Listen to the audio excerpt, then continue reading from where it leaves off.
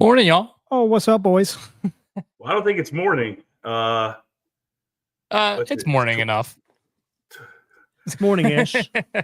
Morning in the Welcome bar to another industry. Gary Williams Stole My Lawn Furniture show with the Roth children in the same house. Yeah, this is true. I flew to Indiana this morning, and we are in the Indianapolis basement of the Roth children household, Indiana side, and it's coming together nicely. I'll tell you what, you guys can't see it on camera, but there's a wall of baseballs over here that are all signed by several Hall of Famers and former Oriole greats, and yeah, a lot of memorabilia.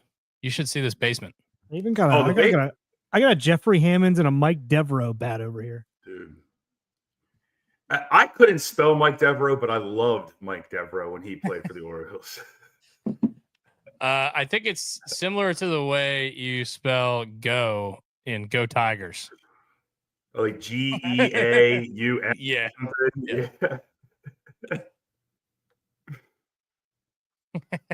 That does absolutely nothing for me. That's scribble. Yeah. Yeah, he can't hear you. That's a game used Jeffrey Hammond's bat. It was signed by Jeffrey Hammonds. Oh, that one was Mike Devereaux. Or that one might have been Mike Devereaux. Anyway, we got a lot of memorabilia in this place. We got yeah. For those of you guys watching and listening, my favorite stuff that Brooks has in his basement, in the man cave, are really the wooden boat models that he has. Oh yeah, look at all that good stuff. Yeah, baby. Yeah, look at all those baseballs. One of those baseballs is signed by Mickey Mantle, by the way. Mm-hmm. You know, it's funny you bring up signed baseballs because we were talking about Nacho Mamas. I went to Brooks. He gets back on here. He's here. He can hear. Yeah, he just can't talk. So we were talking about Nacho Mamas the other day and them shutting down, and obviously that really stinks. Yeah, big down. The Jeffrey Hammonds is the B310. Yeah. So the original owner of Nacho Mamas, Patrick Scunny McClusker, one time he was cleaning out his attic, and Delaware Dave and I are just drinking. Well, I'm drinking beers. Dell's working. He might have had a adult soda or something while working, and Scunny comes in. He goes, "I found this baseball memorabilia in my attic." It was a signed baseball by before Miguel Cabrera hit the Triple Crown, by the last 3 Triple Crown winners. I was like, what? It was Yastrzemski, it was Frank Robinson, and I'm forgetting who the third one was. The last 3 Triple Crown winners. I'm like, you might want to get that put in acrylic or something like that. And he said, he looked it up. Into Cooperstown. What? You found that in your attic? And he's like, I didn't even know I had it. Like, okay. The amount of shit that he has in that bar. That's insane. Had in that bar, I guess. Unbelievable. Yeah.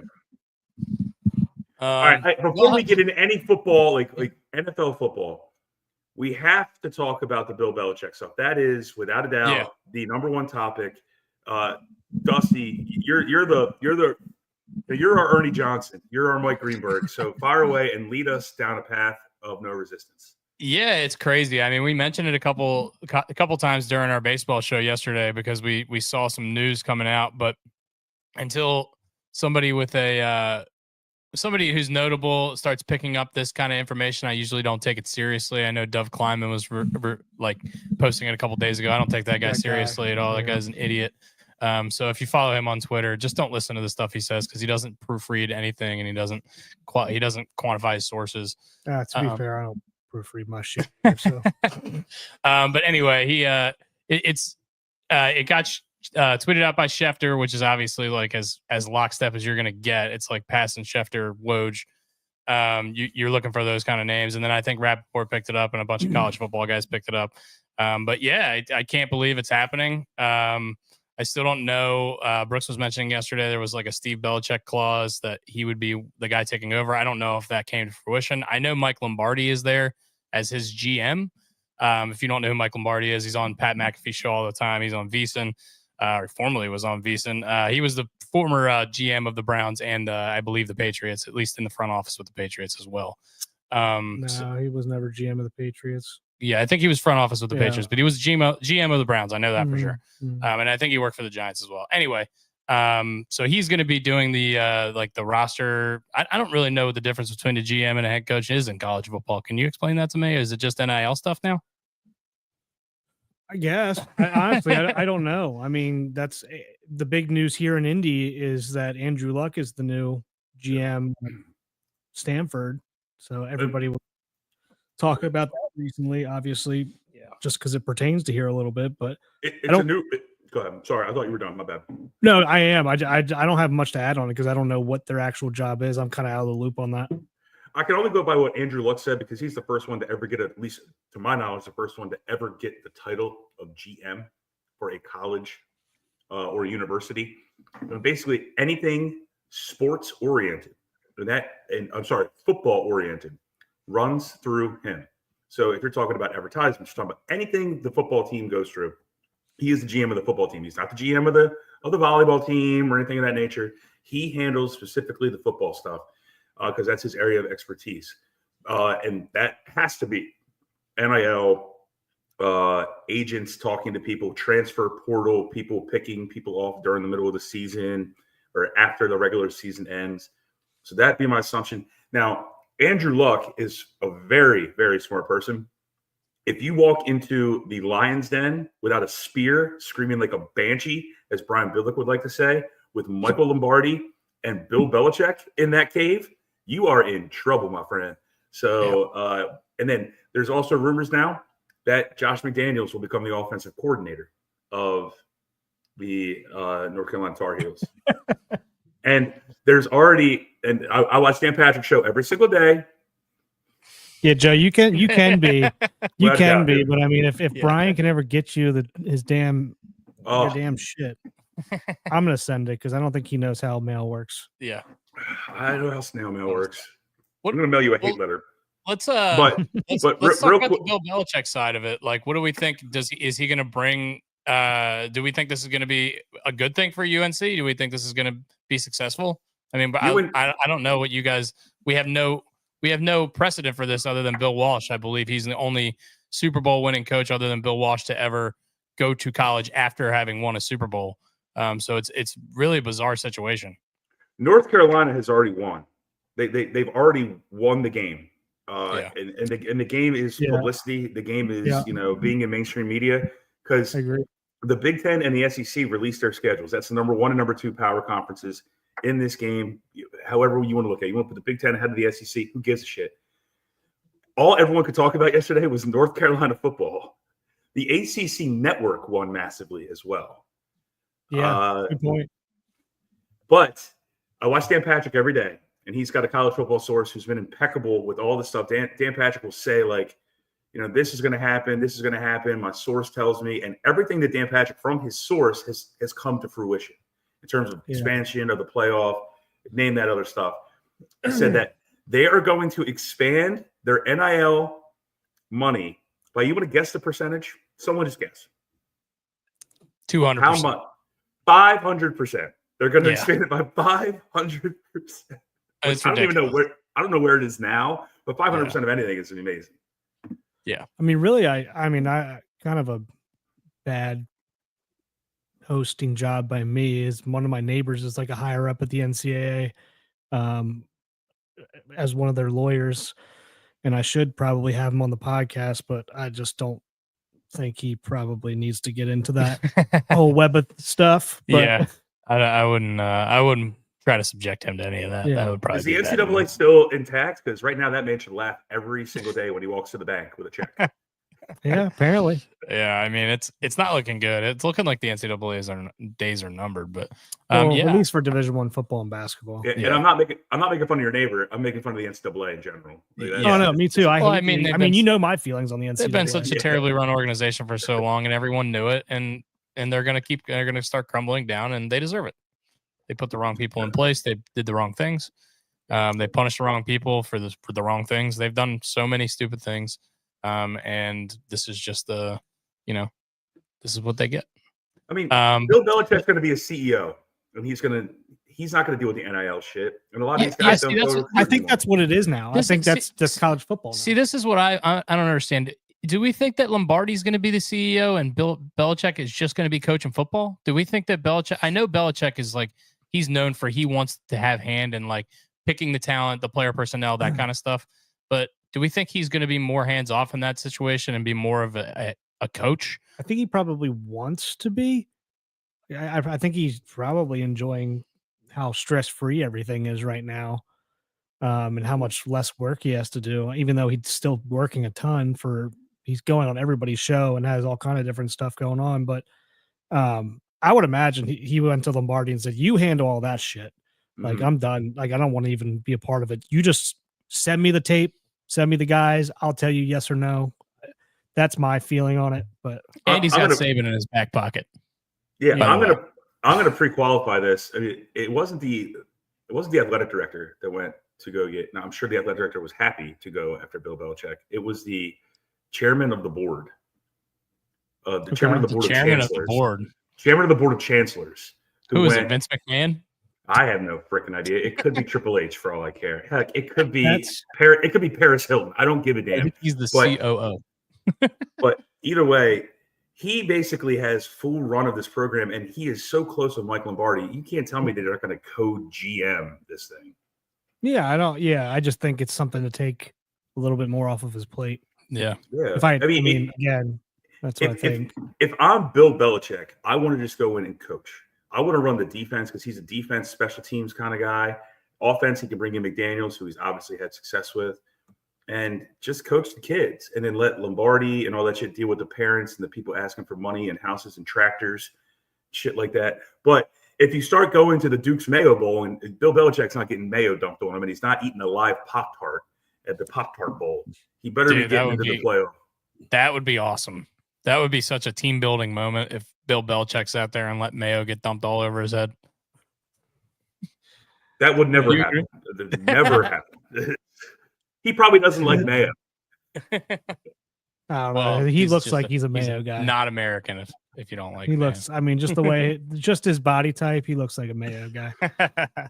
But right, I love the move, man. I mean, I love mayo too, and you can tell. I mean, yeah, there's some mayonnaise on this couch. Yeah. You know, it's Jesus. I'll leave that one there. I'm just gonna leave that there.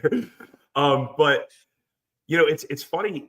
The thing I thought about when I saw the come across the ticker, when I saw the news come across the ticker, is you see a lot of these guys, Saban, Jay Wright from Villanova basketball. They ran away from this NIL stuff.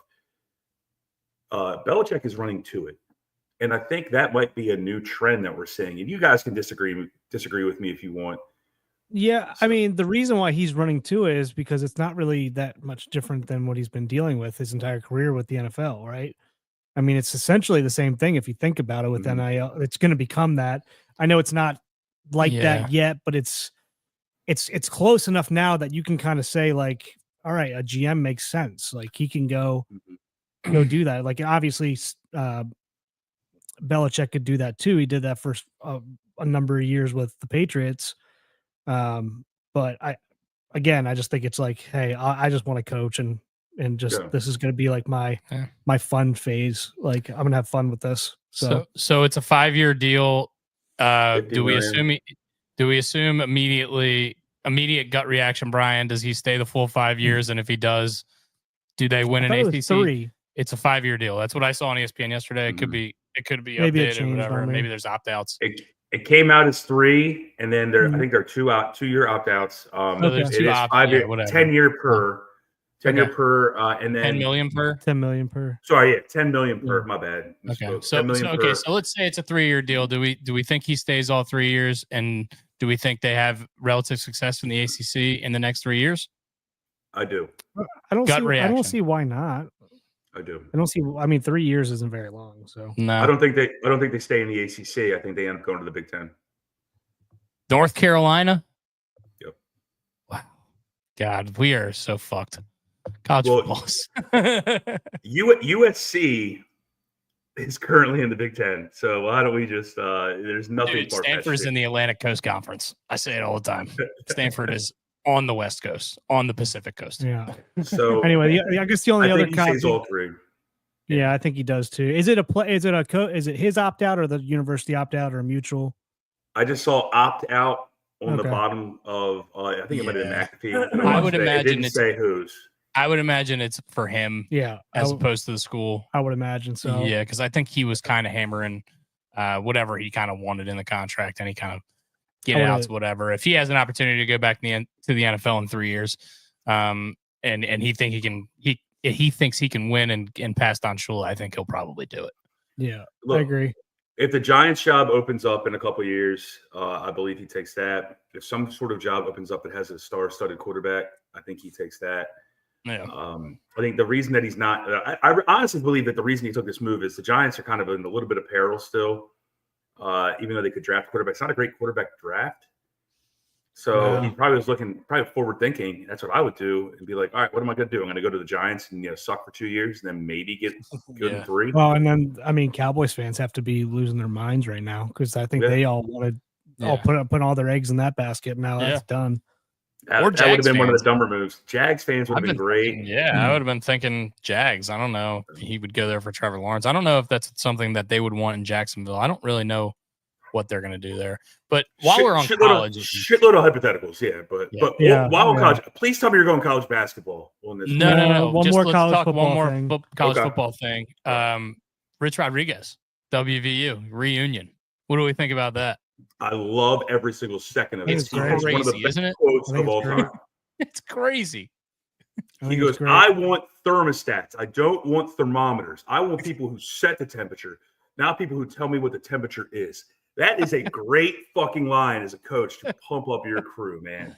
I think he's a good coach, man. He's only been one place where he didn't do that well, and I think it was Arizona State or something, or Arizona. Michigan. Michigan was no. bad. I mean, Michigan wasn't that bad. He was that program was turning around as they fired him. Like he was turning it around. Like they just didn't give him enough time.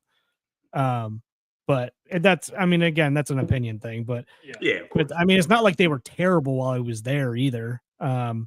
They just didn't win the national championship in time in a short amount of time, or beat Ohio State.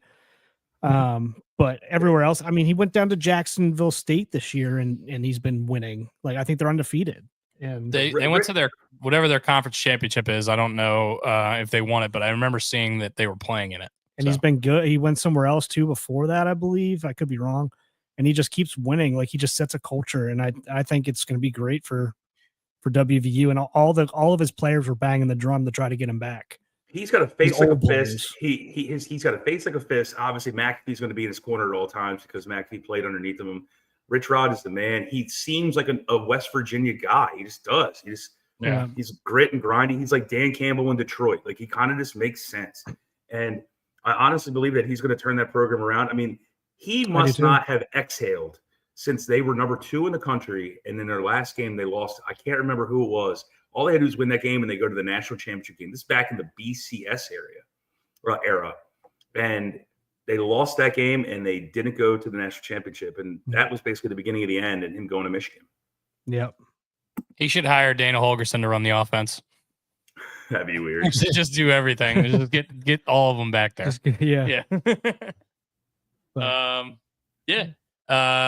You said you wanted to talk some college basketball, Brian. What happened in college basketball? I didn't see anything, honestly. So the number 1 recruit in the country, I do not know his name. If someone can pull that up, or I can look it up right now. I'll pull it up. It's like AJ something or BJ something. Anyway, while you're looking that up, he goes to prep school out in Utah. He was between like Kansas, North Carolina, all the blue bloods. He picks BYU. Now he goes to prep school in Utah. Okay, so let's stay close to home. He goes to Hurricane Prep in Utah. Yep. That's a pretty sweet name for a school. What's his name? Name's I don't know how to pronounce it, but it's AJ DeBansa. Okay, let's go with that. The owner of the Utah Jazz paid him $7 million to go play basketball at BYU. What? That is factual. $7 million. That is factual. That seems like a little bit under the Well, board, right? Does that seem it's- weird to you guys? It's the Wild Wild West right now. There's no I rules mean, or regulations. I mean, that's why Calipari's at Arkansas, because Jerry Jones went out and got him. That's so crazy. I mean, I guess now, because this is the world we live in, these super boosters can just do whatever they want. I mean, obviously, Scott Van Pelt doesn't have this kind. What if Kevin Plank wanted Herm Edwards to be the next Maryland football coach? He'd probably just drop the bag and be like, "Hey, Herm Edwards, come here." Please I don't know don't. why I said Please Herm don't. Edwards, but Yeah. Yeah, I was gonna say, please don't tell me you were. he's a serious leader of on men, that. dude. Yeah, he did real good job in Arizona State. They're in the playoffs, by the way. They He got a hasn't bye. coached there Crazy. in 5 years. I know. Crazy. He had Jalen Daniels. People forget that he had Jaden. Jalen Daniels.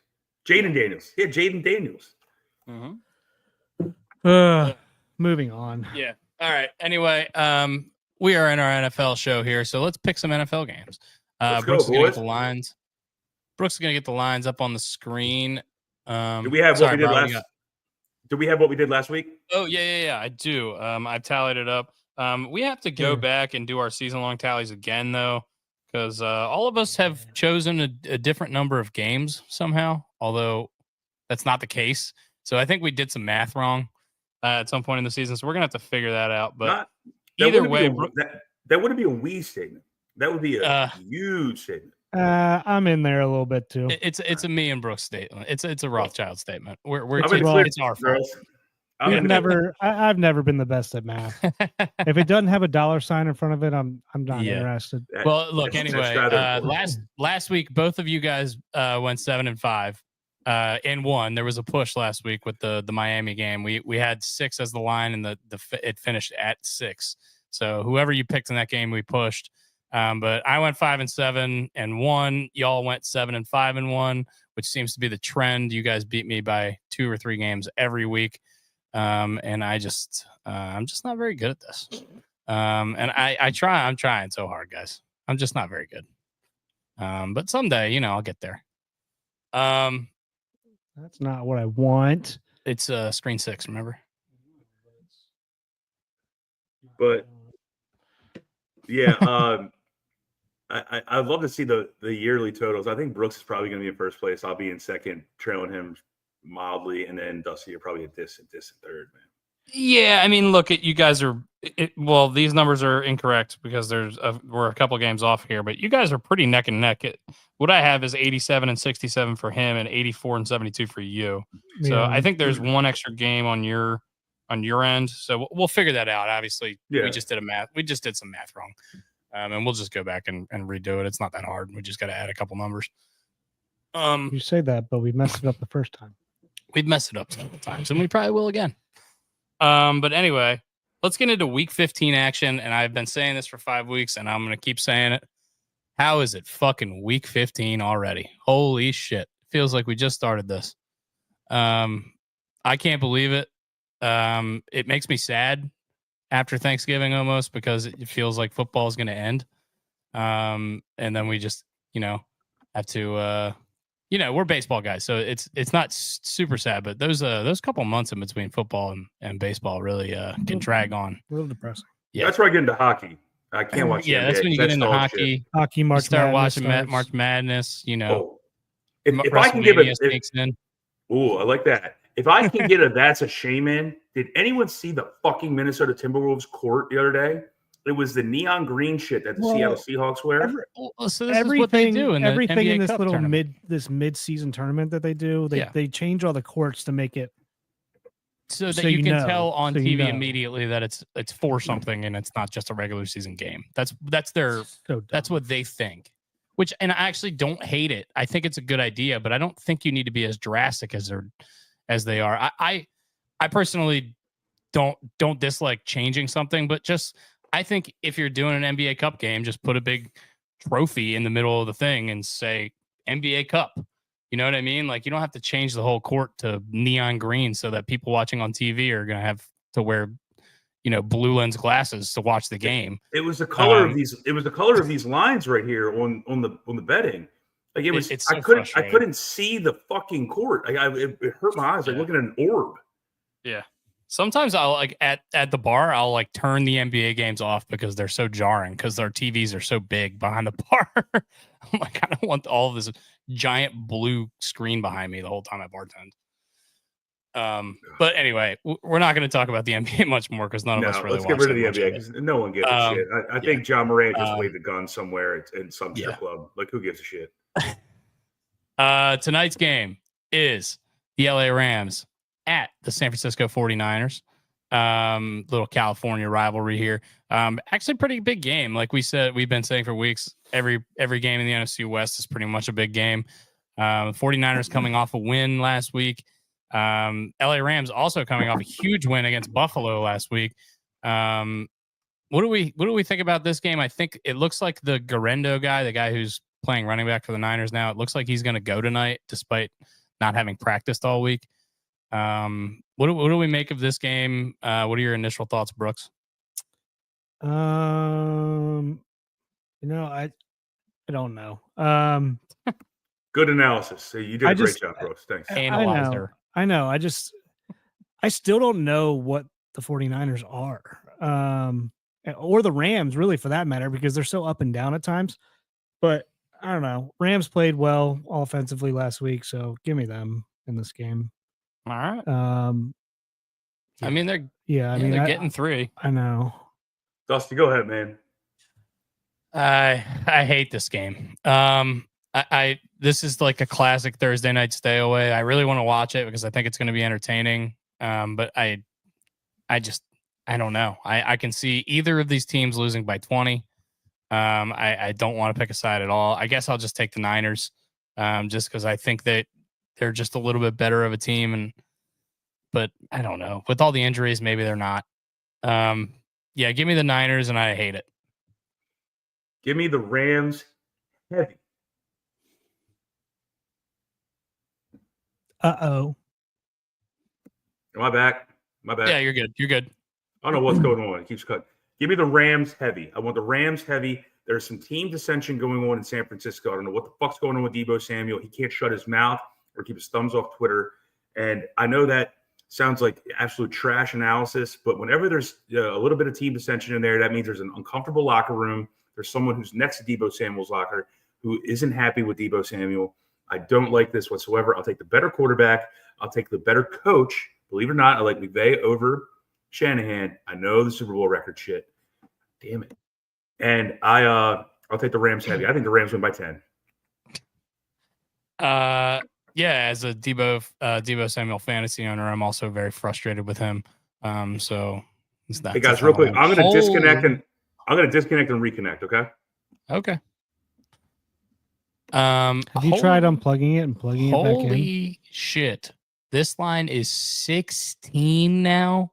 I saw it opened at 14.5. I couldn't believe it. 16?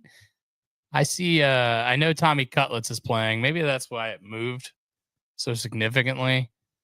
This is outrageous. I mean, the Ravens have lost 3 games to horrible teams this year. I don't understand how this line can be 16. I just don't get it. Well, and I think probably our record after bye weeks plays a ton into that. Yeah, look, I'm the biggest Raven fan as you're gonna get, and I don't think I've picked against the Ravens since we started doing this, but I'm picking against them. This is ridiculous. 16 is way too many, especially for this team who's not very good on defense. Yeah, I'm with you. I'm picking the Giants as well. That's too many points. Giants. Obviously, I think the Ravens win, and cool if the Ravens win by more than 16. That'll be fun as well. But that's just way too many points for me to pick against it. This is a team right against our home team, I guess, just because we don't think this is this line is ridiculous. Yeah, it makes no sense. Hey, speaking plus of 700 money line there, that's a little tasty. Yeah, I mean, speaking of team dissension, did you guys see where the Ravens defense had a closed door players only meeting? I did not see that. That was probably about 4 or 5 weeks ago, before Hard Knocks even started. I think it was before the Steelers game, or maybe after. I think it was after that Thursday, after the Thursday night game where they got 500 or 400, almost 500 yards put up against them by Joe Burrow and Jamar Chase. But yeah, I'm gonna be honest. I don't know if I've ever been a part of a closed door players only meeting and it's gone well. And I've never heard of it going well for anybody else that's been a part of one. Don't love that, but on the contrary, the D has actually been playing decently since then. So maybe it did go well. But I didn't love to hear that. So Yeah. Brian, are you with us? Bark I'm here. twice if you're in Milwaukee. Bark twice if you're in Milwaukee. That's what he says. I'm All right, here. what's the Am next I game? here? Am I Oh, here? Am I here? God. Yeah, Yeah, you're here. good. You're good. This game is going to end up being weird, I bet. I bet this is going to look like a mid 2010s Chargers game. It's going to end in disaster some way, somehow for the Cleveland Browns. I don't know if they'll figure out how to take a safety. They'll fumble it out of the back of the end zone. They're going to figure something out because this Chiefs team is going to keep winning in the weirdest ways they can. They haven't covered a spread in 7 weeks, and they've won all the games. And I don't think anybody's ever done that before. I don't think anybody's ever even really come close, honestly. They've kind of been close to that every season. It's pretty crazy what they're doing. And I say it every week. Look, I don't know. I'm throwing darts here. I suck at this. I'm taking Jameis. Fuck it. Yeah, I'm taking Jameis too. He always is gonna giveth and taketh away. But it's gotta happen at some point, guys. One of these are gonna bounce against them. It's got to. It's just got to. And like Dusty said, they are the kings. Like the last 3 seasons, they are the kings of not covering spreads, and they haven't covered for 3 weeks straight. I mean, 7 weeks straight. 7 weeks straight. 7 weeks straight, and I'm just gonna ride that. And that's really it. I mean, I just think at some point it's got to bounce against them. So, I can't believe we're team riding the Browns. Dude, we team rode the Giants. That's a bad too. idea. This is gonna be a That is bad a week. bad Team rode the Giants and the Browns. Dude, we should put in a little money line teaser or something. Let's do it. Or money line parlay or some kind of teaser. Let's do it. I'm totally in on this. Let's each throw in like $10 or Browns something. by 2 tunners. I love it. 2 teeds. And dude, the reason I watched the Hard Knocks and Shelby Harris, that D tackle who gave a speech, like this is when I don't know if you guys seen the Hard Knocks yet. I haven't seen this episode. I watched the first one. There's like I'm not going to say it's an impassioned speech, but they're in like the D tackle meeting, and he's like, "Look, this is where we are now fighting, not for the playoffs, but for our NFL lives." He goes, "This is where you should actually raise your game." And you see people, even like Myles Garrett, kind of sit there and just kind of stop looking at their iPad and look up and look at him, giving him. And Shelby Harris is a little bit of an older guy, long in the tooth, so he knows he's fighting for his life. I'll take the Brownies because of that one speech on Hard Knocks. Same. I watched it yesterday, I believe. And he was literally like, "Hey, obviously we're not playing for the playoffs at this point." Mm-hmm. He goes, "But you know what you are playing for?" He goes, "What they're doing right now is taking a notebook out and they're seeing if you're a part of the problem or you're not part of the solution, or part of the solution. Or part of the solution." Yeah. So he goes, either you're one or the other, and you don't want to be on the side that's a part of the problem because then you're not going to have a job. So you might want to figure it the fuck out. So love that. Yeah. I think the Browns win flat out outright. I really do. They win outright. Forget the points. Love it. I love it. In fact, Jerry Jeudy, big game, 3 weeks in a row. I love the 3 of us getting in, and I don't know if Joe wants to get in and with us. I don't know if you guys are cool with that, but Joe's in. Joe's in. Joe's in. Too. I said we all throw in $10, do a $40 little parlay between the Giants and the Brownies. Let's do it. Let's do it. I'm in. Well, we got to see to the end. Let's wait. We might have a couple more team rides. We should start each picking like a lock and making like a 3-leg parlay or something. Anyway, that's an idea for a different time. Maybe we'll save that for the playoffs. Mm-hmm. Next game, the Washington Commodores, easy leg Sunday morning against the New Orleans Saints. In New Orleans, New Orleans is getting 7.5 at home against this Washington Commanders team. I don't know if Marshawn Lattimore is going to play. I don't think he's played a game yet for the Commanders, but the Marshawn Lattimore Bowl nonetheless. What do we have on this one, Brooks? Is Derek Carr playing? He's got injuries strewn about his body. I Yeah, don't That know. didn't answer the question. Commanders had whatsoever. to get right. Commanders had a get right game last week. They finally looked like they were playing back to their normal selves again after like 5 weeks of meh. So give me the Commanders. I hate 7.5, but I'm gonna take them. Brian, I'm going to go ahead. I didn't know it was my turn. I'm sorry, guys. I'm going to go You're ahead good. and yeah, it's fine. I'm going to take the home dog. I'm going to go with the Saints here. Yeah, I don't love this game either Yeah. way. But I'm indifferent. I'm indifferent. The I'm going to go with the home Commanders- team. The Commanders have handled their business against the bad teams for the most part. I remember they kicked the shit out of Carolina a couple weeks ago. And since then, actually, Carolina's looked pretty good. So I'm going to continue that trend of them beating the NFC South and take them over the Saints here as well. That hook scares me, though. I don't know Yeah. why. it always does. Cincy -5. What do we have it on our board as? Cincy, we have it at 5 as well. All right. Cincy Cincy at the Bengals -5, and I think every person on the face of planet Earth is going to have Cincinnati Bengals in a tease or in a money line parlay. I think so too. And it scares the bejesus out of me. Brian, what do you got on this Duke's mayonnaise special? I mildly enjoy mayo. I hate frosted tips more. So I will take the Tennessee. Did you see the outfit he was wearing on Monday Night Football with the lines all over it, the neon like line thing? Did you see it, Brian? It looks like you saw it based on your reaction. Yeah, I think he was in the airport and somebody tweeted. He goes, he actually looks like he's like a picture of the airport at nighttime with all the blinking lights and shit. I'll take the Titans. This is so begrudgingly. I'm rooting for the meteor to hit the stadium, and no one dies. Just the game ends. That's it. That's all. Yeah, I'm rooting for Tennessee, but Cincinnati's offense is just they always seems like they keep finding a way right now. So I'm gonna ride Cincinnati in this one against a bad team, even though they're give me Cincinnati. I think their offense is just humming right now. Tennessee played the number 32 ranked passing defense in the league last week, and Will Levis put up like I think 8 fantasy points. I think they had 6 points total as a team. They looked really bad, but I mean, this Bengals defense is next level. Was that bad. last week? That was last week. This Bengals defense is next level bad.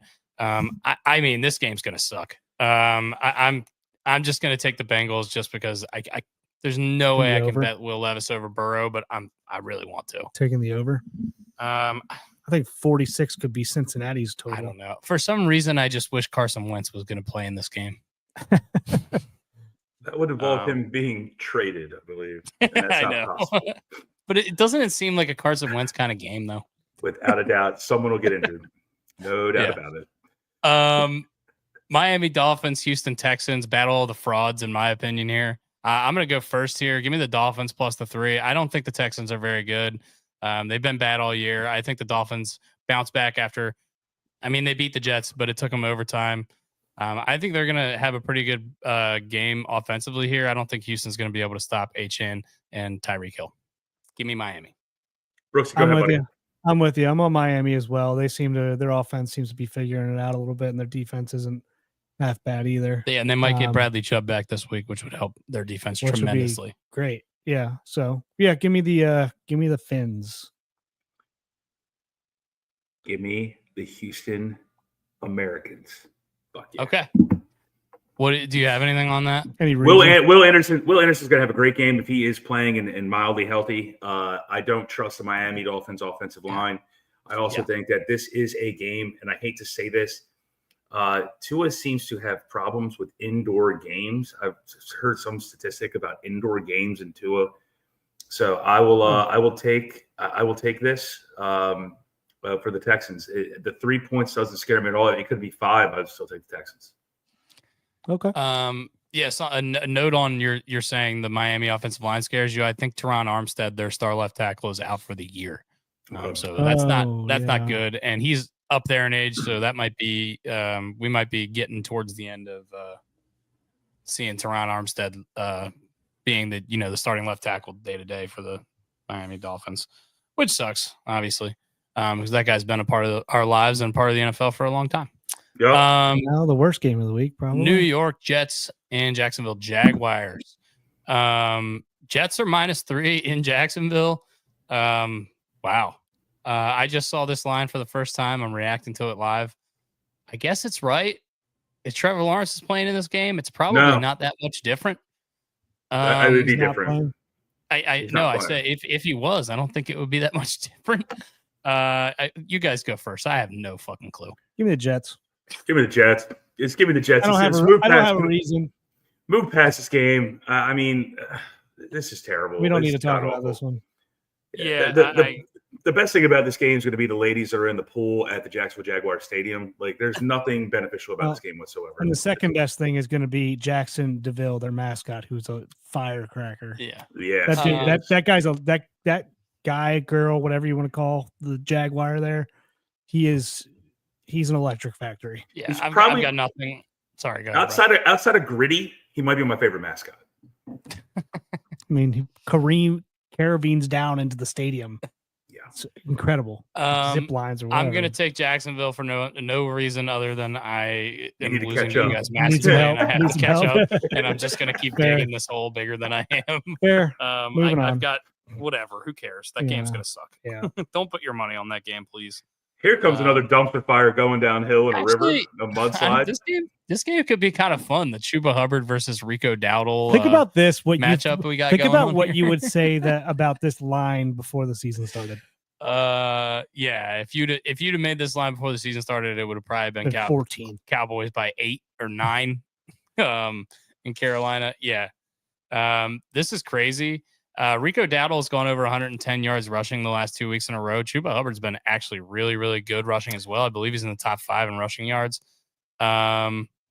Great call here by Joe, by the way. Did anybody see that Jack Del Rio, the body cam footage of his DUI came out? I did not. And he's whining like a little bitch. What? He's whining like a little bitch in the back of a cop car because he has to pee so bad. Oh my god. Jack It's Del rough. Rio is? It's a bad look. Yeah. It's a bad look. Not good, Jack. Yeah.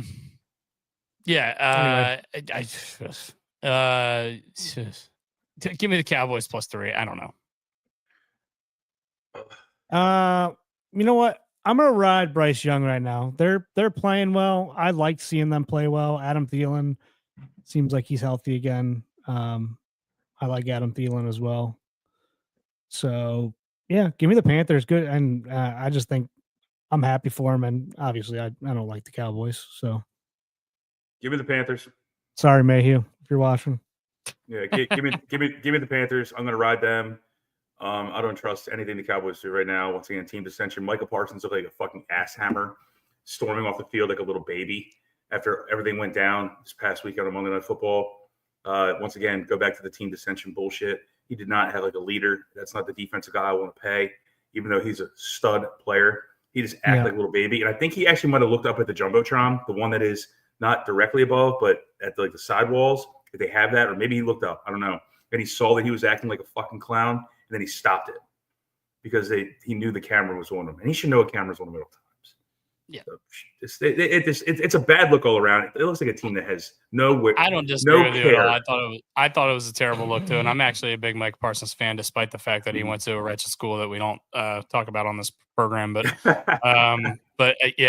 I thought that was a terrible look for We're him. gonna have to get Honestly, that he's out, been Joe. putting his foot in his mouth all season, Yeah. so he's really frustrating. Yeah, maybe to watch. shut your mouth at this point. Just stop. Just shut up. Just shut up. And That's stop irrelevant. going For the Nobody rest- gives a fuck. Wait He till reminds me so much of Draymond Green. He is the football version of Draymond Green. He is an excellent player. And when he puts his athletic ability and mind to it, he crushes on the field. And he should be a very high paid defensive player. And he will be. Yeah. But damn it, he just gets in his own fucking way. Yeah. He needs to shut up until like next year. Like just wait until next year. And if you guys are good again, then I'll give you the right to talk again. Yeah. But you don't have any right to do shit right maybe now. maybe beat the Panthers this week, and then we'll Like, start taking it a little bit more seriously. I got a Jacksonville story, but I got one more thing on Michael Parsons. Like 3 or 4 weeks ago, he was on his stupid fucking podcast. And it's not a stupid podcast. It's a great podcast, actually. But that was just me pontificating. There you go, Dusty. Got to get one in. But he was like, yeah, Mike McCarthy can coach wherever he wants to coach. Or he might have said it even at his locker. And then he got asked about it on his podcast. But regardless, Mike McCarthy can coach wherever he wants to coach next year. Now he's saying, well, we want to run it back with Mike. Like, okay, which one are you? Are you week to week? And then in regards to Jacksonville and Jack Del Rio, one of the best injury stories in any sport that I can remember. So you know how Carolina, who's right in front of us now on the screen, has like beat the drum? Yeah. And at the beginning of the game, they have a former player. Yeah, they always bring back old players like Luke Kuechly and Greg Olson to beat the drum, bang the drum before the game starts. Steph Curry, because he went to Davidson, like he's a Panthers fan, Yeah. beat the drum. All right. So Jacksonville had something in their locker room called Chop the Stump. So the punter, I don't remember the punter's name. You can look up the story. The punter, or maybe place kicker, I can't remember. So someone kicks. Maybe Cyphers. He takes an axe and goes to slam the stump and hit himself in his own fucking shin and split his shin open. What? Exactly. I've never heard this story. And apparently the stump and the axe were removed from the locker room within like minutes. Oh, you don't say. Christ almighty. Yeah, because that what an idiot. Yeah. I'm trying to find this on the internet because stumping Please actual. do. Wow. It was told by a former Jacksonville player. I want to say Maurice Jones-Drew told this story. This is a real thing that ESPN.com picked up. This is I can't believe this. Punter, it's October 9, 2003. Punter out this week, maybe season. That's the headline of the article.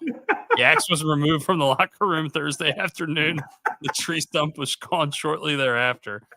Thursday, Pro Bowler Chris Hansen. What? Not from To Catch a Predator, Chris Hansen. Not the red guy, the big line guy, or the To Catch a Predator. Chris Hansen is the To Catch a Predator guy. Yeah. Is that who that is? Yeah. Scott Hansen. Scott Hansen's the yeah. I don't know. Too many hands. Anyway, Talk about a right-hand turn from the left-hand lane. We went to catch a predator and an axe story. Jesus Christ. Jack Del Rio described it as a gash of some sort. I'm just reading the article. You mean that axe that's sticking out of your punter's leg? It's just a flesh wound. Man, don't be a special teamer in freaking Jacksonville. Remember when Urban Meyer was kicking Josh Scobie? He kicked his field goal Nick kicker. Novak. Nick the Kick Novak. Nick the Kick Novak. You should know that. Yeah. Sorry, I'm a big Josh Scobie guy.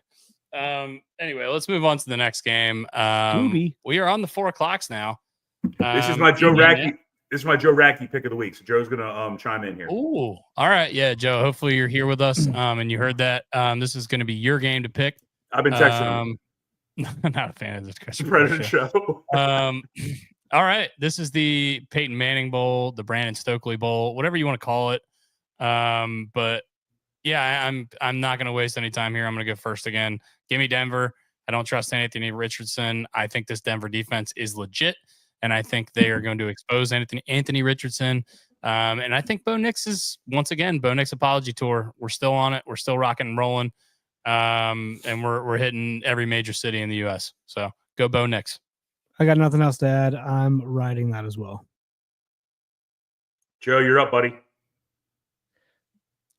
Yosef. Yeah, we can move on, and he can. We'll move on, and we'll wait for him to throw his thing in the chat. This is usually what we do. Joe picks one game for Brian every week, and we'll move on just so as you guys don't have to watch us. Joe, I need you to pick. I need you to pick the loser. Because... Joe says Bronco. I like my inheritance. Never pick the Colts.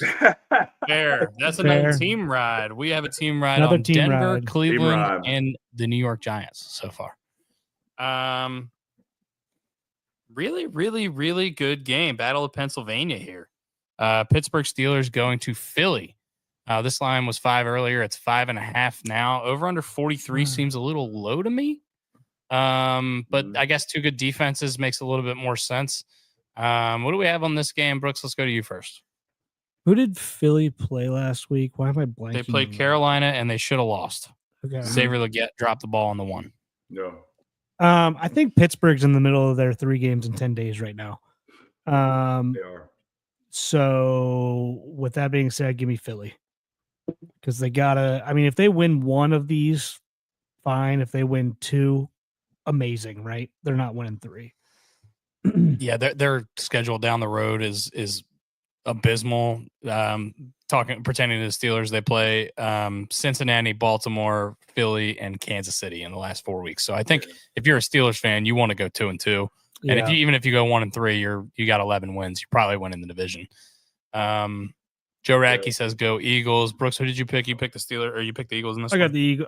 Yeah, I got the Eagles just because the Steelers, they're in the middle of their daunting stretch, and we start ours tomorrow. Is this, Brian, before you pick, do you think, is this a game where you find out if the Steelers are for real or not, or do we think we've already established that throughout the season? No, I don't think we've established it yet, even though I'm leaning now more toward going against what I said earlier in the season where I thought they were shadow games. Yeah. This is the game after coming off a hard-fought divisional game. If you win this game outright, then I will shut my yapper. I will go on the Bo Nix train, like shut my Bo Nix mouth, kind of like Dusty's doing. I will shut my mouth on the Steelers. Yeah. I am going to take the Steelers in this game. I think the Eagles win by 3. The line scares me. Yeah. I just don't think, even if the Steelers don't, I don't think they should win this game, to be honest with you, with what they have going on right now in terms of their schedule. This also might be the one game, Brooksy and Dusty, where the Steelers might not actually have a true home field advantage on the road because Eagles fans don't usually sell tickets. It should be more Eagles fans. I think it'd be like 90% Eagles fans, 10% Steeler fans. Yeah. I think Tomlin's going to have them up for this game, and I really think that if anybody in the league can stop this, Saquon Barkley attack with the Philly Eagles or with the Eagles, that it can be Pittsburgh because their defense is so good. But George Pickens being out in this game really scares me for that Pittsburgh offense. He's been huge for them, especially, down the field. That's what Russell Wilson's been doing the best. And I think that's really what he's been doing the best in his career. Is he out for sure? He's out. He is not playing in this game. He's out last week. Yeah. So it's going to be a lot of Calvin Austin, a lot of Pat Freiermuth, a lot of Mike Williams, and, some Jalen Warren and Najee Harris. I don't love those odds, but I think Tomlin has his boys ready for this game. And I agree with Brian. I think the Eagles win this game, but I think it's close. Give me the Steelers, and maybe they make an upset. This is a statement game if you win it. If you win this game, the Steelers are real deal, and I wouldn't want to see them in the playoffs. Not with the running back starting to move the ball a little bit, and then when you get Pickens back, it's going to be nice. Russell Wilson's got the mojo going. He's cooking, whatever the hell that stupid shit means. The Steelers would be real deal and scare the hell out of me. Now, with that being said, if they beat the Eagles, I think the Ravens absolutely dominate the living hell out of them the next week. Yeah. You might be right. They might expend all of their energy on that one game. But I don't know. It's Ravens Steelers. They're always going to be up for that. Patriots Cardinals is now up to 6. It was at 5.5 when I made these lines earlier. So a little bit of action going there on the Cardinals, who have, I think, dropped 3 straight, maybe 4. They were in first place, I believe, at 6-4. Now I think they're 6-7 in their division. New England Patriots been better since Drake May's taken over. Had a bye last week, so maybe that helps them. But still don't love them really offensively, defensively, any way around. Don't love their coach at all. Really think that Vrabel will be getting a long, hard look in New England this year. I don't think we have to talk about this game too much. I guess I probably spent too much time on it already. I'll take the Cardinals. I don't think they're going to keep losing like this. I don't think they're a playoff team, but I don't think they're this bad. Yeah, I'm riding New England right now. I don't like anything about the Cardinals at the moment. Fair enough. Right. The line scares me. Give me the Pats. All right. I'm riding alone on this one too. Lone wolf. That's all right. Ooh. I need to lone wolf and win some. Talk about a Super Bowl preview. Yeah. We got some loaded 425 games this week, huh? Wow. Yeah. Josh Allen is going to look at Brian Branch and run through him. Give me the Um, Bills. Give me the Bills. You can't give me the Bills in points. Let's go. All right. Brian's making his pick right off the bat. I want to talk about this game a lot because, I mean, this is probably, I mean, look, we've said it a couple of times this year already, right? These are two very capable Super Bowl teams. I would say these are probably my two picks for the best team in the AFC and the NFC at this point. If you just said, hey, pick the Super Bowl right now, I would probably pick these two teams. So yeah, I'm interested in what you guys think about this game after Buffalo losing last week, going across country to LA. Do we think they bounce back? I know, Brian, you've already kind of buried the lead here. Brooks, what do you have? Give me Detroit. Okay. I'm gonna keep riding them and keep riding till the wheels fall off. Obviously love the coach. We say it every week. Love everything about this team. Besides, they're a little bit banged up on D, but they're still beating everybody. Really. They probably should have lost. Last week was the Green Bay game, right? Yes. They game. They probably should have lost that game, but they didn't. Yeah. They should have lost the game. Herbert Goff threw 5 picks as well, and they didn't. But yeah, Detroit at home, and they just got to win by a field goal. Give me the fighting Joe Radke's with Jake Bates. With Jake Bates over there.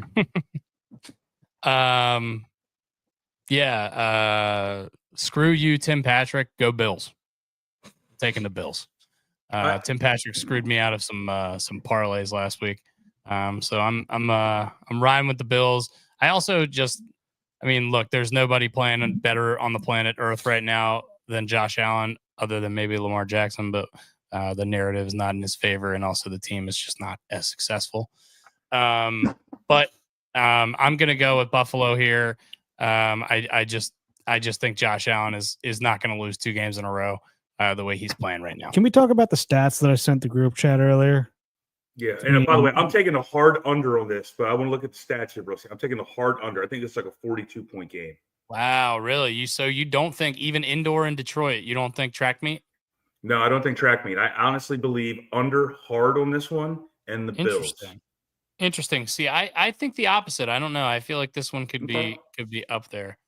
I'm trying to find these comparison stats between Lamar and and this is look, we've been saying this all year, but the MVP is a narrative driven award, and it always has been and it always will be. And the narrative is the best teams in the league, the guys who are on primetime football more often are going to get more play, but that's a whole lot of green on Lamar's side, and also he beat him straight up. Smoked him straight up. The only thing obviously here is the rushing touchdowns and the record overall, but Lamar is beating him in yards per attempt, less picks, more touchdowns thrown, more rush attempts, more rushing yards. He's just been better straight up, but once again, this is a narrative-driven award, and if you asked anybody on the planet, especially anybody who's been watching ESPN or NFL Network, which is all of us, who the best player in the league is this year, everyone would say Josh Allen, I think. It's Josh Allen or Saquon Barkley. Now, that being said, or TJ Watt. Or TJ Watt, yeah. That being said, voter fatigue is a real thing, and Lamar Jackson having 2 MVPs can make voter fatigue absolutely happen here in this instance. So, and look, a Dallas Cowboys fan from last year could use that same graphic, just put Dak Prescott on there instead of Josh Allen, and say, hey, look, Dak Prescott should have won the MVP. So we really have no leg to stand on. And in all honesty, if you don't win the last game of the year, no one gives a shit, in the words of Billy Beane. I agree. Wow, this 4 o'clock window is loaded. I love this game too. Hell yeah. Tampa Bay at the LA Chargers. LA Chargers -3. I think this is a perfect line. I think Vegas got this completely right. It looks like McConkey's coming back this week. When I picked the game last week, I did not know McConkey wasn't going to play. The Chargers covered anyway. J.K. Dobbins still out, which sucks for them sucks for him really because he's having such a good year. But I'm gonna defer to you, Brian. What do you have on this game first? And do you have anything that stands out? This is the Vincent Jackson Bowl, RIP. Ooh, wow, great reference. Good And call. yeah, sorry, Pim. Honestly, I'm gonna take the home team and the better quarterback. And I do love Baker Mayfield and how he's playing this year. So I want to qualify that. But home team and the better quarterback, I will go with the LA Chargers. Also, I like the mentality of Jim Harbaugh more than I like the coach of the Buccaneers, who talks through his teeth. Yeah. Tampa is 12-4 against the spread on the road this year. Wow. Hey guys, I'm going to take a peek. Since the start of last season. Yeah. That was in unison, by the way. That was very creepy. I'm gonna take a pee. If we come up to the next game before I get back, let Joe pick for me. Okay, guys? Okay, gotcha. And with that being said, Baker ranks in the top 3 in both passing touchdowns and interceptions. So they could have just brought back what's his name? Jameis Winston. Also, Justin Herbert only 1 pick this year. Give me the Pretty Chargers. crazy. Give me the Chargers by 2 touchdowns. I don't think this is close. Wow, really? I don't think this is a close game. Okay. I'm gonna let's talk this through a little bit because I'm leaning Tampa here. Talk me off Tampa. Why do you think Chargers so heavily? Because Mayfield has not played well like the last 4 weeks. Okay. So just straight up that He's just not Mayfield? playing well. He's just not Just playing Mayfield not playing well. That's Yep. that's your whole thing. Okay. Yep. Let's not forget Justin Herbert's banged up. He's supposed to be playing in this game. He is questionable. He's been banged up his whole career, it seems like. Especially the last couple of years. It seems like he's got a Q next to his name in every fantasy league I'm in all the time. But I don't know, man. This Tampa team's hot. And they're really trying to win this division. I don't know. I both of these teams need this game in different ways. I think the Chargers probably don't need it quite as much, just because Tampa has lost both of their games to Atlanta. But Atlanta also seems to be floundering so bad that it might not matter. Tampa's going cross country too. Yeah, Tampa going cross country. I don't love either. Yeah, I don't know if you talked me out of it successfully. I'm going to go with Tampa here plus the 3. I like the line. I don't think this is going to be a blowout. I feel like this is going to be a close game. I don't know. I really like this game. I can't wait to watch it. Yeah, I mean it could be. I've just got it's one of those feel things for me. That's fair. I really think the Chargers are gonna dominate this game. Well, because even if Herbert is hurt, he's gonna play. He always plays. Yeah. And to be honest with you, they haven't needed him to throw the ball. They just need him to not turn the ball over this year. He doesn't need to go out and win games for them. And they're in a completely different team when McConkey plays, a completely different offense. He's, one of the better rookies in the league this year, straight up. Yeah. The late window is awesome. This is playoff preview. If the season ended right now, this would be our 3-6 NFC matchup. Yeah. Seattle versus Green Bay, with Seattle being at home here. Who are, at this point projected to win the NFC West. Packers, it looks like they're going to probably come in third, but get a wild card spot in the NFC North. Lines plus 2.5 in favor of the Packers, which kind of surprises me. What do you think of this line before you make a pick here? Do you think this is the right line, or do you think I'm a little surprised Seattle's not getting more love?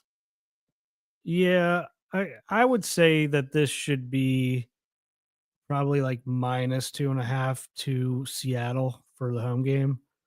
I basically think Seattle minus 1. I basically think this is a pick 'em. Yeah. But with that being said, I'm taking Green Bay because they are still playing for something. Well, I guess they're both kind of.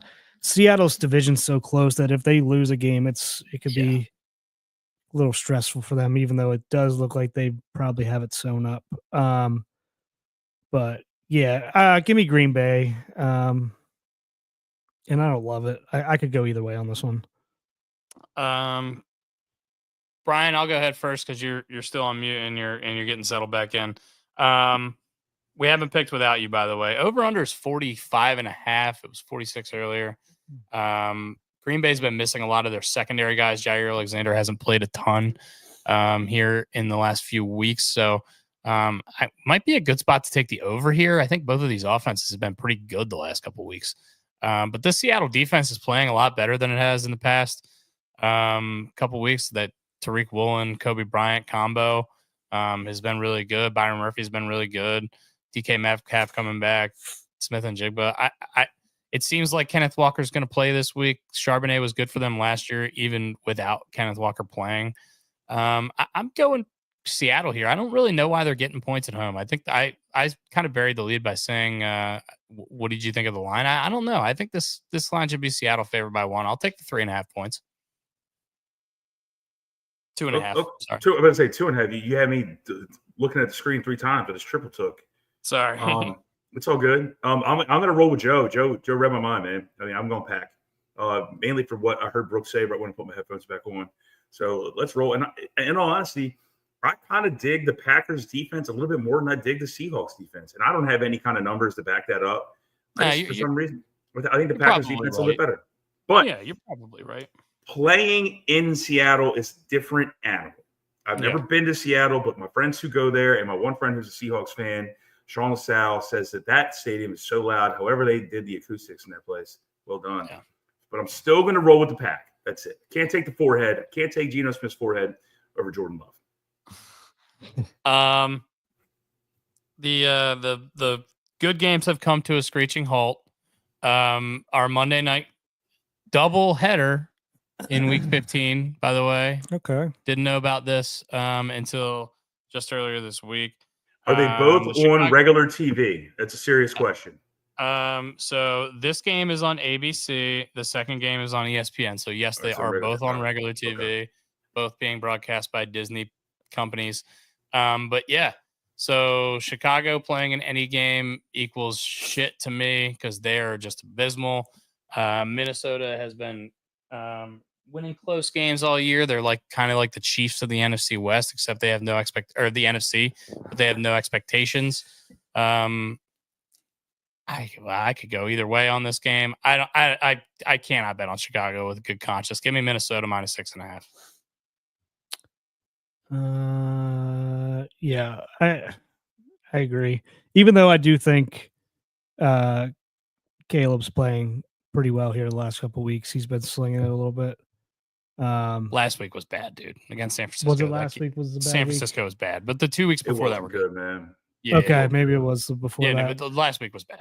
For sure. Regardless, I'm with Dusty here. I can't. It's hard for me to take the Bears unless it's like around 10 or so. Yeah. So give me the Vikings. They're at home. They're playing indoors. So and they're coming off Sam Darnold, possibly his best performance of his career, or at least the year. One of them. Yeah, 5 touchdown passes. Yeah. Brian, what do you have on this one? Coach bump is over. Give me the Vikes. Give me the Vikes. Give me the Vikes by 15. Well, if you remember, we said Monday that no coach bump this time. Coach bump didn't even happen. Yeah. Nope. That's why I said that the coach bump. That's why I said the coach bump's over. Like the ability for the coach bump to occur is gone because it didn't work. So that's why I said what I said. So you're riding with Minnesota as well. The line could be 12.5. I'm taking Minnesota. Yeah, Bears still Eber flustered. I like that. We have a second Monday Night Football game for whatever stupid reason. One starts at 8 and one starts at 8:30, so we're going to be watching them both at the same time, I guess. Atlanta Falcons at the Las Vegas Raiders. Before we do picks, I'm going to ask you guys a question, and it's a simple yes or no. Does Michael Penix play in this game, either start or come in mid-game? That's a good question, actually. I'm saying yes. If we're in a weird situation where it's somehow the Raiders are up 14 at halftime, I think there's a real chance you can see it. I don't think he'll start, but I do think if it gets ugly in the first half, I think that I think the noise is starting to get a little loud in Atlanta. I think the leash is very short on Kirk Cousins, even with the guarantee money that he has, which is like $90 million. Should be. I mean, there might just need to be a change because is it Raheem Morris? Look, he doesn't have to worry about his job security because he just got hired, and they made a terrible deal, and that's on the GM, not on Raheem Morris. So I think Penix plays in this game, and I think he plays at halftime. Yeah, I agree with you. I think he does get in this game. I don't think he's going to start because they would have announced it by now. Yeah. And that's really not fair to him if he's starting and nobody said anything to him. Well, somebody would have noted. They wouldn't make him announce it because of betting. Well, they not only that, 2 days before the game, I guess. Not only that, somebody who has media rights to practice would recognize that he's getting all the snaps. First team reps, yeah. So, yeah, I do think he gets in at some point. I think this is the game to do it, to be honest. So, yeah. With that being said, I am taking the Falcons. Brian, did you make a pick or did you just like Penix? I posed a question. That's all. Before we started making picks, go ahead, Dusty, and then Dusty, go ahead, and then I'll go. I've heard that. Raiders have won 5 straight Monday Night Football home games, despite being underdogs in 4 of those 5 games. Give me the Raiders. Give me the money line. I like Raiders first half here. As Brian is saying here, give me Kirk Cousins to have a terrible game and Penix coming in the second half. Give me the Raiders and the over. I love the over in this game. There are going to be interceptions, pick sixes galore. This is going to be gorgeous. I'm trying to think of a player that this could be their bowl game, but I'm coming up with nothing. It feels like a match, doesn't it? Doesn't it feel like there's a player that played for both of these teams? I'm sure there's been plenty. I can't think of any. Chris Chandler play for the Raiders? I don't know. So we got 2 on the Raiders, 1 for the Falcons. We have a couple of team rides. I'm going to go through our team rides here. Minnesota at home on Monday night over the Bears. It's -6.5. That's a team ride. Another team ride we have is Denver -4 at 425 on Sunday against the Colts. That's going against Indianapolis, the place where we're at. But yeah, I think that's a pretty clear team ride there. And we got the Giants covering 16 against Baltimore. That's also a team ride of ours. And then got maybe the ugliest one ever. The Cleveland Browns +4 against Kansas City. Somehow we get Kansas City -4 against the Browns, and we're all taking Cleveland. All right. I'm Venmoing Brooks $10 right now. Or Dusty, whoever. Yeah. Let's just all put money in a pot and let's go the Giants and the Browns. What is wrong with us? Yeah. A lot of really good. I mean, we just talked about it, but a lot of really good late games, especially on Sunday. For the 4 o'clock and 8 o'clock window on Sunday is going to be must-watch TV. A lot of potential playoff preview stuff there. Steelers Eagles is really good. Buffalo and the Lions is really good. Tampa and the Chargers is really good. Seattle and Green Bay is a really good game. A lot of really good games. The 1 o'clocks are just going to be kind of a red zone fest, it looks like. Do we have any trivia today? Anybody got any trivia? Any NFL trivia? I don't know if I have any NFL trivia, but I can maybe come up with some real quick. Brian, you're on mute, but also your sweater kind of looks like a Pac-Man board. Can you explain that? Oh yeah, I got this out in Carmel, Indiana when I was out there last with Miss Kirsten, and I think you got that in Broad Ripple. Yeah, I got it in Broad Ripple, and we were just hanging out, having fun. I really like it. It's a little cold out here today, so I figured I'd throw it on, and it made me think of you guys. You guys out in Carmel. My family decided to come out on the coldest day of the year here. I think it's like 20 degrees here at the moment. Wow. When I woke up this morning, it was like 11. Now, it's snowing outside, by the way. Is it really? Holy shit. I got a text from my mother that it's snowing in Indiana. So, wow. Here we go. And well, while you're pulling up trivia, Dusty, I want to bring up something that is football oriented. Has anyone had a chance to hear I didn't see the 30 for 30 if it's already happened with the New York Sack Exchange, and look, whatever your feelings are, Brett Favre. Yeah. I want to put those to the side with the Mississippi stuff. Okay. I just want to put that to the side for a moment.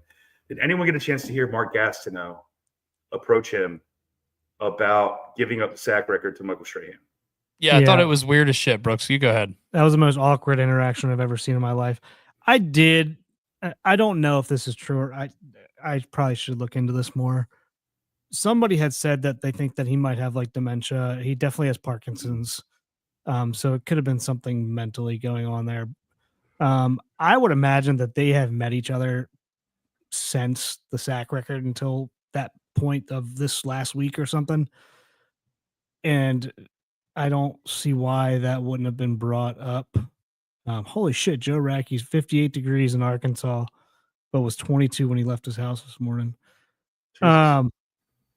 But he, I don't know. I don't know if that's true or not, and I could see that being like a dimension. Like he doesn't look healthy. He's an older gentleman. He's an older guy. He doesn't look healthy at all. 75, I think. It sounds about right. But you can tell when obviously, he's very emotional when he's talking to Brett Favre. And Brett Favre is at a public event. So it's not the most appropriate place to address him. But you can almost tell in Brett Favre's voice, he thinks like maybe he's joking at first. I think almost like a gotcha moment. Well, I thought Favre handled it very well. And once again, that's why I said put the Favre Mississippi stuff to the side for a second, just because, in all honesty, I think Brett Favre handled it the best he possibly could. I do too. I agree. Brett Favre went on Twitter and said some things about how like he didn't really. I'm gonna completely paraphrase this, but like the game was over, bootlegged out, blah blah blah blah blah blah blah. Yeah, like this shut up. I thought Favre handled himself in person very well with the audio that you hear, and I mean I understand where Gaston is coming from, and lack of what he said too. To be honest with you, I think he did a good job of just shutting his mouth and just kind of taking it a little bit. And you guys tell me if I'm overstepping my bounds here with this statement, but everyone loves Michael Strahan. I mean, because he's such a fun-loving character, and he's in the public eye.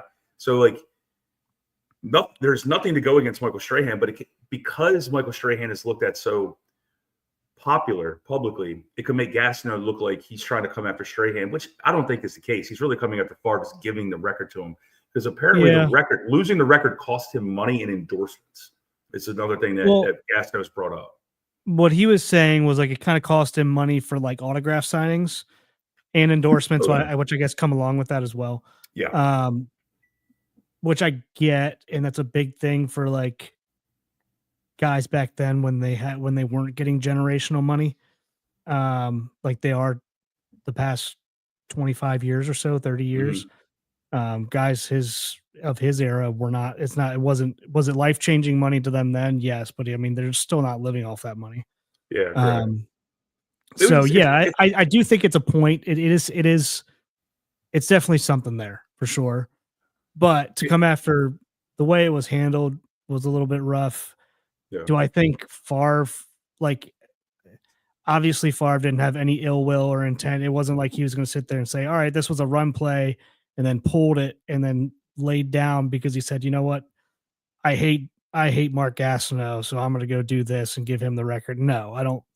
I think everybody for the last 20 some years until maybe definitely less than that, until all the different Favre stuff has come out over the past few years, thought that was a classy act by him. So maybe not other defensive linemen who whatever, because I mean, you can sit there and say TJ Watt is pissed off at Favre too, because he would have the record, right? I mean, he tied the record. It's a topic I didn't see ourselves ever having to talk about again. And who knew that Mark Gastineau held a grudge? But I see both sides of it. Me too. And so it's a very odd topic to talk about, but it's something that should be talked about, especially with these older players who have the CTE and stuff like that. And you can't tell me that Mark Gastineau doesn't have CTE. He was known for one thing and one thing only: sacking quarterbacks. That is it. He wasn't known as a great run defender or a great pass defender. He was known for getting. What are they doing? Maybe that makes you a great pass defender. I mean, they're bumping helmets on every play in the trenches. It's just not the velocity's a little bit less, obviously, but those are big dudes. They're big dudes, man. Big dudes. Dustin, what do you got, baby? I don't have a lot in terms of trivia. I've been trying to find some stuff here. Anything on this day? On this day is a good. Maybe on this day in NFL history. Or what I was gonna go was because we were talking about Brett Favre. I was gonna go. Who was the guy who started the last game for the Green Bay Packers before Brett Favre in 1991? Took over for the Green Bay Packers. That would be Mr. Doug Peterson. It was not Doug Peterson. He's not on this. He's not even on this list. Chris Chandler. Chris Chandler is not on the list. He was on the Falcons. It's a guy I've never heard of, so it's it's probably not going to be a guy. But there is a couple of guys that I've heard of right in front of him. Steve Bono? Steve Bono is not on this list now. Okay. Can you name? Actually, let's do this instead. The guy's name is Mike Tomczak. I don't think you're ever going to get Oh, that. I knew. I know my time. So yeah, hell yeah. Okay. Since Brett Favre took over, Aaron Rodgers and Jordan Love, obviously very famous Packers quarterbacks. Can you name? There are five other quarterbacks that have started games for the Packers in that time period during injuries. Can you name any of them? I got two right now: Brett Hundley and Matt Hundley Flynn. is correct. Matt Flynn is also correct. Those are two correct answers. Matt Flynn was mine. You said there's been 5. There's been 5, so you guys got 3 more. Was there a Hasselback in there? There's 0 Hasselbacks. Because I feel like Matt Flynn got hurt one game too, Matt Flynn played one game for the Green Bay Packers, and then he got paid by the Seahawks, and then Russell Wilson all of a sudden won a Super Bowl. By the way, the number 1 draft pick in the Brett Favre draft in 1992, Russell, Maryland. Yes. Dallas Cowboy.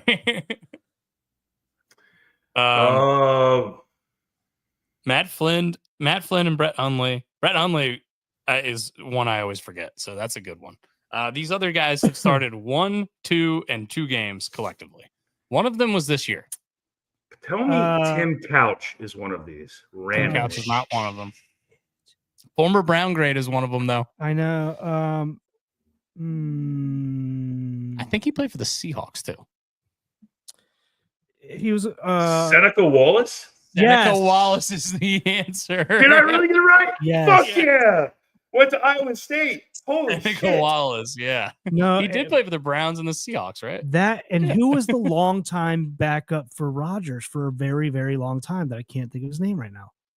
The guy who played this year is Malik Willis. Daniels. Malik Williams, not Chase Daniels. No. Chase Daniels was the backup for Drew Brees in New Orleans for a long time. Went to Michigan.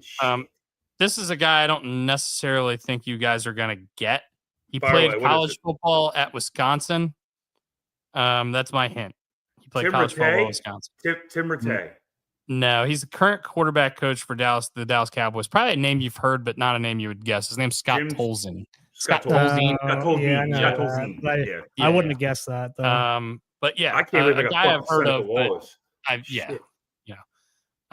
Jim Zorn played quarterback at some point for the Green Bay Packers. Didn't know that. Yeah, baby. Yeah. Huh. All right, I'm gonna jump off here. I gotta go to work in about 10 minutes. So all right. Hey, you guys, I'm not gonna. When are you doing your Christmas this weekend? We are doing our Christmas Saturday evening. Okay. And then we do have our special show on Monday around noon, I believe. But we'll definitely put something out on that. And then I don't know. We might hop back on here for like 15-minute chat or something. Yeah, if Corbin Burns becomes an Oriole at some point in the next weekend, we'll got everything hop on for like 10 or 15 minutes maybe and talk about it. We got to no problem. You guys just text me. I'll run to my house even if I'm at work. I'll run to my house, turn all this stuff on, and it takes 2 minutes. Yeah, we'll try to get that set up. Cool. But yeah, anyway, this has been another episode of Gary Williams Stole My Lawn Furniture. Thank you guys for joining. Two things as always. And Brian's going to give his little send off, and then we're going to go off air. Thank you guys. Yeah, thank you guys, and I would love to. Hopefully, we do sign Corbin Burns, and we get to come on and have a good conversation, and all cheers to something really nice. Oh yeah. But also, you guys have a great Christmas with your family while you guys are out there. I love the shit out of you guys. Mental health is a huge thing. I always say it every week. We do this. I do this podcast for my 2 friends who I love very dearly. I always point in the wrong direction. I should point this way, not that way. But you guys are amazing. Your parents are amazing. I hope Banksy and Miss Caitlin are doing wonderful, and I hope you guys get everything you want for your family Christmas out in Indianapolis. I'm looking forward to basically switching seats with Dusty in about 2 weeks when I come out there. It's going to be awesome. And I love you guys very much. And everyone who watches this, listens to this, Pigtown, Joe, all you guys, Chesapeake Wine Company, all of our friends and family that watch this stuff. Thank you guys so much. We appreciate you more than you realize. And I know we sit around and talk about bullshit, and I'm wearing a Pac-Man Patagonia right now. But without you guys, this wouldn't be as as amazing as it really is. And I just appreciate all you guys. I appreciate Dusty and Brooksy so much and love you guys. That's it. I've repeated myself like 4 times. I really don't give a shit. That's how much I care. Love you too, buddy. I I got nothing else. Too, man. Thank you. Drop my mic. It's time to No. go. All right, guys. See ya. Thank you. Thanks again for watching. We'll see you on Monday. Go Ravens. Go Birds.